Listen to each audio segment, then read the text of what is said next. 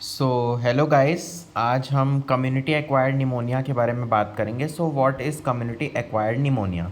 सो pneumonia जो है एक इन्फेक्शन है पल्मोनरी पेरेन्काइमा का that causes them to function abnormally. Means जो लंग्स के जो सेल्स होते हैं उनके जो फंक्शंस में एबनॉर्मेलिटी होती है। तो इससे क्या होगा? तो देखो, लंग्स में जो एल्वुलाई होती हैं, तो अगर आपका लंग इन्फेक्शन हुआ है तो एल्वुलाइज भी अफेक्टेड होंगी parenchyma, because it's a part.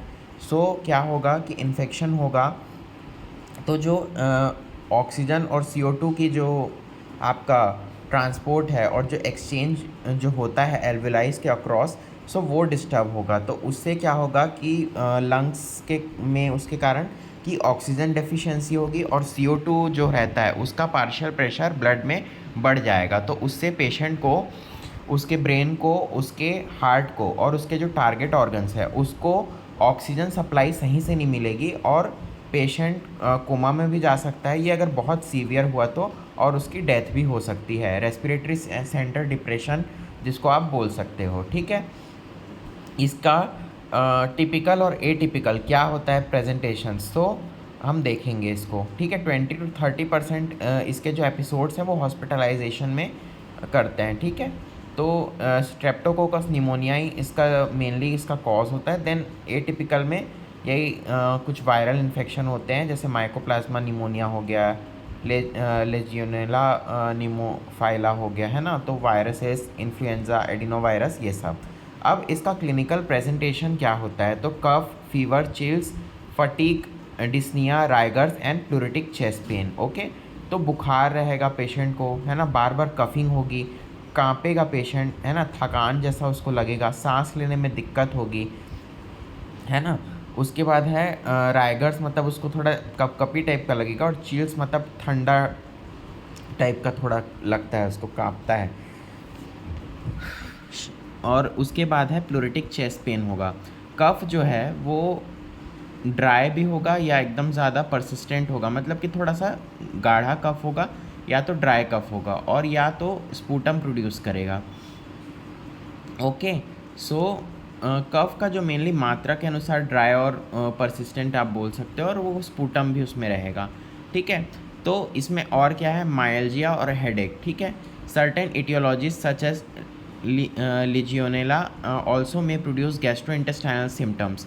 Science क्या क्या देखेंगे? देखो, सिम्टम्स होता है जो पेशेंट आपको बताता है, और साइंस मतलब जो आप पेशेंट में ऑब्जर्व करते हो। सो जब आप उसको ऑस्कल्टेट करोगे तो टैकीकार्डिया मिलेगा, टैकिपनिया मिलेगा आपको, मतलब सांस, रेस्पिरेटरी रेट भी थोड़ी बड़ी होगी, dullness to percussion of chest, crackles और रेल्स ऑन ऑस्कल्टेशन। देखो, ये होता है लंग साउंड। जब आप ऑस्कल्टेट करोगे तो आपको क्रैकल्स और रेल्स जो है ऑस्कल्टेट करने पे पेशेंट में मिलेगा। ब्रोंकियल ब्रेथ साउंड्स है, टेक्टाइल फ्रेमिटस है, और ईगोफिनी है, ठीक है। पेशेंट्स विद टिपिकल ई pneumonia are more likely to present with dyspnoea and bronchial breath sounds on auscultations. Okay, radiological imaging क्या होगी पेशेंट की? तो देखो, अभी यहाँ पे एक एक्सरे हम देख रहे हैं, चेस्ट एक्सरे। सो इसकी आपको फाइंडिंग्स मैं बताता हूँ। देखो, एक एक्सरे का सिद्धांत होता है कि जो ब्लैकिश होता है वो मेनली आपका एयर को रिप्रेजेंट करेगा, और वाइट अगर है तो वो कोई फ्लूइड को आपको रिप्रेजेंट करेगा। सो देखो, आपको कभी भी कोई एक्सरे देखना है तो क्या क्या पॉइंट्स आप देखोगे? तो मेनली आप उसके बॉर्डर्स देखोगे, है ना, लंग फील्ड देखोगे, है ना, हार्ट का जो कार्डियक थोरेसिक रेशियो रहता है वो देखोगे, है ना, उसका एपेक्स देखोगे, है ना। तो ये कुछ पॉइंट्स रहता है जो आप एक एक्सरे में देखते हो, ठीक है। तो ये एक्सरे आपके सामने है, तो इसकी फाइंडिंग्स क्या क्या है? तो lobar consolidation more common in typical pneumonia, bilateral diffuse infiltrates commonly seen in typical atypical pneumonia. So इसका मतलब ये है, लोबर कंसोलिडेशंस मतलब जो थोड़ा थक्का जैसा जो बोल सकते हो आप, एकदम ऐसा मार्किंग, स्ट्रॉन्ग मार्किंग आपको दिखेगा, तो वो टिपिकल निमोनिया में रहता है, ठीक है।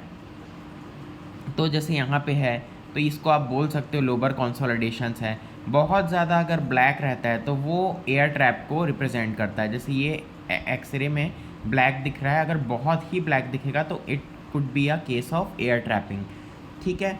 सीटी स्कैन भी आप करा सकते हो, ठीक है। उसके अलावा ये कुछ ब्लड टेस्ट हैं, CBC हो गया, स्पूटम, है ना। तो CBC कराओगे तो WBC अगर बढ़ा है तो वो बता देगा कि भैया ये बैक्टीरियल इन्फेक्शन के कारण है, ठीक है। सीरम क्रिएटिनिन है, जो कि अगर लंग फंक्शन डिस्टर्ब हुआ तो भी आपका बॉडी में O2 लेवल कम हो सकता है, ठीक है। सॉरी, किडनी फंक्शन डिस्टर्ब हुआ तो, है ना। स्पूटम का टेस्ट कराओगे तो स्पूटम का टेस्ट इसलिए भी कराते हैं कहीं पेशेंट कहीं ट्यूबरक्लोसिस तो नहीं है उसको, ठीक है। तो ये सब डिफरेंशियल डायग्नोसिस बनाने के लिए आप टेस्ट कराओगे। मेनली आपका क्लिनिकल जो एग्ज़ामिनेशन है वो आपको अपना स्ट्रॉन्ग रखना है। फिर क्या है, इनिशियल ट्रीटमेंट जो है वो फिज़िकल एग्ज़ामिनेशन की फाइंडिंग्स पे बेस होता है, ठीक है। तो क्या क्या है, पेशेंट को कौन से कंडीशंस है जिसमें आपको एडमिट करना है। तो 30 पर मिनट से रेस्पिरेटरी रेट ज़्यादा है, सिस्टोलिक बीपी 90 से कम है, डायस्टोलिक 60 से कम है, ठीक है। उसके बाद पेशेंट कंफ्यूज्ड है क्या, उसका कॉन्शियसनेस लेवल जो है वो इम्पेयर्ड तो नहीं है ना। पेशेंट डायबिटीज़ या इस्केमिक हार्ट डिजीज़ वाला तो नहीं है, ज़्यादा दारू तो नहीं पीता है, इम्यूनो कॉम्प्रोमाइज़ जैसे एड्स HIV ये सब इन्फेक्शन है उससे तो ग्रसित नहीं है, मल्टीलोबर निमोनिया तो नहीं है उसको। जैसे आपने लंग्स के लोब्स देखे होंगे 5 और 7 जो रहते हैं लेफ़्ट और राइट में, तो बहुत ज़्यादा लोब्स तो कवर नहीं कर रहा है, क्योंकि अगर वैसा निमोनिया है तो you should hospitalise the patient. Duration क्या है, एस निमोनिया है 7 से 10 दिन रहता है, और जब तक पेशेंट का फीवर ना उतरे, है ना, मतलब कि तब तक, और हो भी गया ठीक तो 3 दिन आपको और ट्रीटमेंट उसका जारी रखना है। माइकोप्लाज्मा और कैलीमाइडिया निमोनिया में 10 से 14 दिन और 21 दिन तक भी जा सकता है। अब आपको पेशेंट अगर आपके पास OPD लेवल पे आया है तो कैसे ट्रीट करना है। तो देखो, एमोक्सिसिलिन का टैबलेट आप दे सकते हो 500 mg TDS में 5 दिन के लिए। TDS का मतलब होता है 3 times in a day.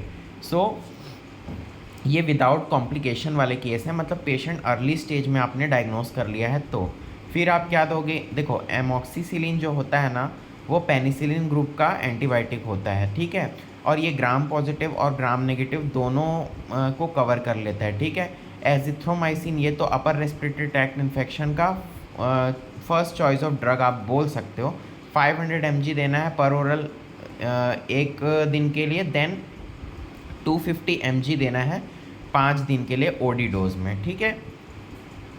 Then आपको क्या करना है, क्लैरिथ्रोमाइसिन देना है 500 mg। तो ये चॉइस है आपका कि आप क्लैरिथ्रोमाइसिन यूज़ करो या एजिथ्रो और एमॉक्स भी दोगे तो चल जाएगा, या फिर डॉक्सीसाइक्लिन आप यूज़ कर सकते हो। तो ये सब मैक्रोलिड ग्रुप का एंटीबायोटिक्स है, और ये है आपका पेनिसिलिन ग्रुप का एंटीबायोटिक्स। अब क्या है कि अगर पेशेंट सेकेंड स्टेज है कि अगर आप फिर भी पेशेंट को हॉस्पिटलाइज नहीं कर रहे हो और उसके में कॉम्प्लिकेशंस है तो फिर कैसे ट्रीट करोगे। तो इसमें क्या है, एमॉक्सिसिलिन 1 ग्राम को है, इसको TDS में आपको 5 दिन के लिए चलाना है ना। और उसके साथ आपको एजिथ्रोमाइसिन और क्लैरिथ्रोमाइसिन को भी जो अबव डोजेस थे जो मैंने यहाँ पे बताया था उसके साथ ऐड करके आपको इसको चलाना है, ठीक है। एमॉक्सिसिलिन और क्लेवुलिनेट जो है, जैसे कि आप पेशेंट एमॉक्स सिंगल से अगर नहीं ठीक हो रहा है तो उसमें एमॉक्स क्लेव आप जोड़ दो, है ना। और वही एजिथ्रोमाइसिन और क्लैरिथ्रोमाइसिन के साथ आप जोड़ दो।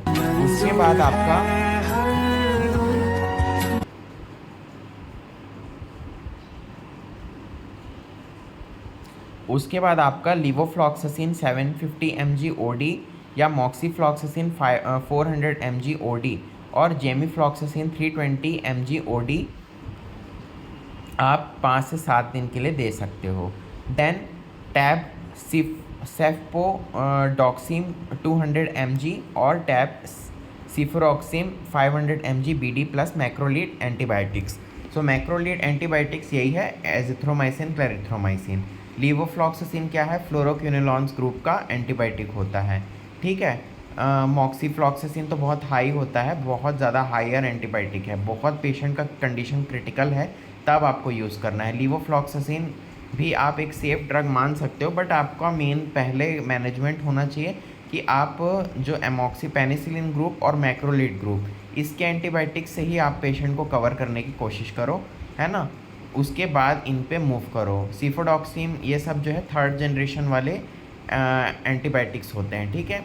अब पेशेंट को अगर आपने एडमिट किया है आपके हॉस्पिटल में, सो आपको उसको मैनेज कैसे करना है। तो IV सेफ्टोएक्सिम है 1 to 2 ग्राम 8 आवरली है, है ना, सेफ्ट्रिएक्सोन है, ये सब और में लिखा है, यानी आप इनमें से कोई एक मेडिसिन यूज़ कर सकते हैं। एम्पिसिलिन है, एम्पिसिलिन सल्बेक्टम है ना, तो इसके डोजेज़ आप यहाँ पे देख सकते हो।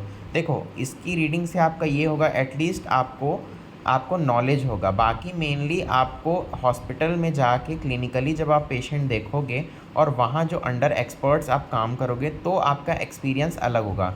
बट वहाँ जाने से पहले at least you should know the basics कि क्या कर सकते हैं, ताकि अगर आपसे कोई पूछे तो एटलीस्ट आप बेसिक उनको बता सको कि हाँ भाई ऐसे मैनेज कर सकते हैं। ठीक है, उसके बाद क्या है कि एजिथ्रोमाइसिन का टैबलेट दे सकते हो, और सीवियर आईवी, मतलब अगर पेशेंट अगर उसकी क्रिटिकल है कंडीशन तो आप आईवी में भी एजिथ्रोमाइसिन 1 ग्राम ऑन डे 1 दे सकते हो, देन 500 mg 4 दिन के लिए दे सकते हो। लीवोफ्लॉक्सिसिन और मॉक्सीफ्लॉक्सिसिन के टैबलेट भी आप ऐड कर सकते हो। ठीक है, ठीक है, तो क्लिनिकली स्टेबल अगर पेशेंट है, टेम्परेचर लेस देन 100 है, हार्ट रेट लेस देन 100 है, रेस्पिरेटरी रेट लेस देन 24 है ना, systolic blood pressure more than 90 है, O2 सैचुरेशन 90 के ऊपर है ना, तो आपको पेशेंट को जो है आईवी थेरेपी से ओरल एंटीबायोटिक्स की ओर जाना है। ठीक है, कॉम्प्लिकेशंस क्या क्या है, तो लंग एब्सेस है, प्लूरल इफ्यूजन, एम्पाइमा, और पेशेंट को डिस्ट्रिक्ट हॉस्पिटल में आप रिफ़र करो अगर ज़्यादा ही कॉम्प्लिकेटेड है तो। सो ये था एक कम्युनिटी एक्वायर्ड निमोनिया के बारे में था। अभी हम ब्रोंकियल अस्थमा के बारे में बात करेंगे। ठीक है, तो अभी के लिए इतना ही, देन थोड़ी देर में हम ब्रोंकियल अस्थमा के बारे में बात करेंगे। Thank you.